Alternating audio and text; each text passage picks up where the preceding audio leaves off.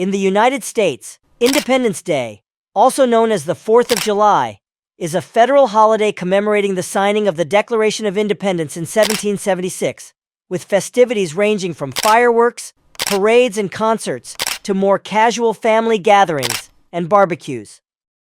Americans often call Independence Day the 4th of July, not simply Independence Day.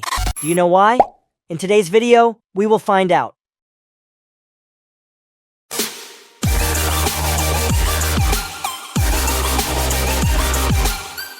First, let's go back in history. During the American Revolution, colonists in New England fought the British from April 1775.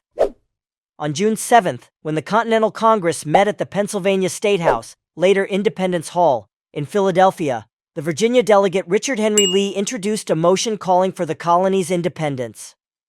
Amid heated debate, Congress postponed the vote on Lee's resolution, but appointed a 5-man committee to draft a formal statement justifying the break with Great Britain. On July 2nd, the Continental Congress voted in favor of Lee's resolution for independence in a near-unanimous vote. The New York delegation abstained, but later voted affirmatively. On that day, John Adams, one of 5 members of this committee, wrote to his wife Abigail that July the 2nd will be celebrated by succeeding generations as the great anniversary festival, and that the celebration should include pomp and parade, games, sports, guns, bells, bonfires, and illuminations from one end of this continent to the other. Adams's prediction was off by 2 days. On July 4th, the Continental Congress formally adopted the Declaration of Independence, which had been written largely by Jefferson. Though the vote for actual independence took place on July 2nd, from then on the 4th became the day that was celebrated as the birth of American independence. Did you know? John Adams believed that July 2nd was the correct date on which to celebrate the birth of American independence, and would reportedly turn down invitations to appear at July 4th events in protest. A remarkable coincidence. Thomas Jefferson and John Adams, the only 2 signatories of the Declaration of Independence, later to serve as presidents of the United States, both died on the same day, July 4, 1826, which was the 50th anniversary of the Declaration. Although not a signatory of the Declaration of Independence, James Monroe, another founding father who was elected president, also died on July 4, 1831, making him the 3rd president who died on the anniversary of independence. Independence Day had slightly more currency than 4th of July in contemporary writings.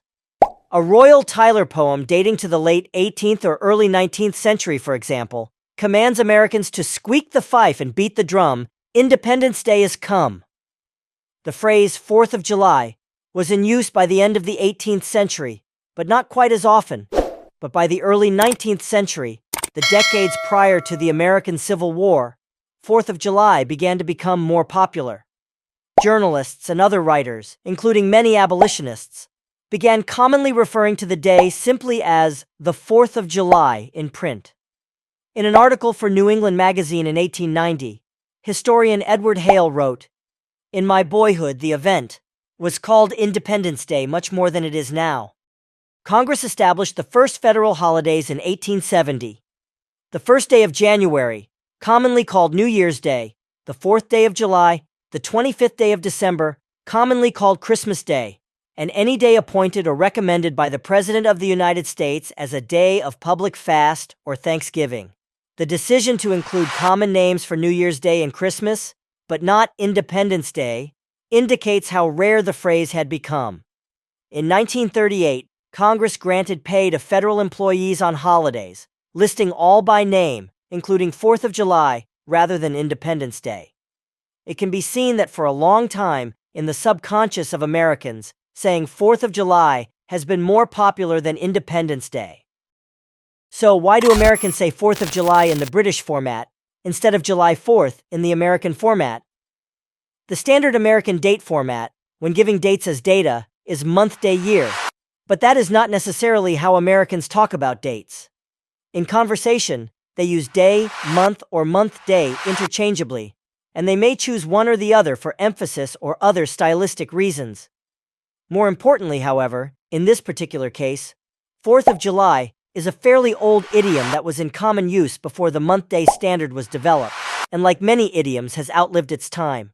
Or simply saying, 4th of July sounds better and rhymes better. But in a more formal setting, it is more appropriate to say Independence Day. Independence Day is a national holiday marked by patriotic displays. Families often celebrate Independence Day by hosting or attending a picnic or barbecue. Many take advantage of the day off and, in some years, a long weekend to gather with family members or friends. Parades are often attended in many towns and cities, some being hours long, with many floats and participants. Parades are often held in the mid-late morning, sometimes extending into the early afternoon. Fireworks displays typically occur in the evening, at such places as parks, harbors, off of boats, sporting venues, fairgrounds, public shorelines, or town squares. Decorations like streamers, balloons, and clothing are generally colored red, white, and blue, the colors of the American flag. The stories, traditions, and combination of meaningful historical and cultural events really make Independence Day special for all Americans. It is not just a date, but a symbol of freedom, resilience, and the tenacity of the American spirit. Thank you so much for joining me on this story. If you enjoyed this video, please like and share it with your friends and family. Don't forget to subscribe to my channel and hit the bell icon to stay updated on more fascinating stories about geopolitics and more. See you in the next video.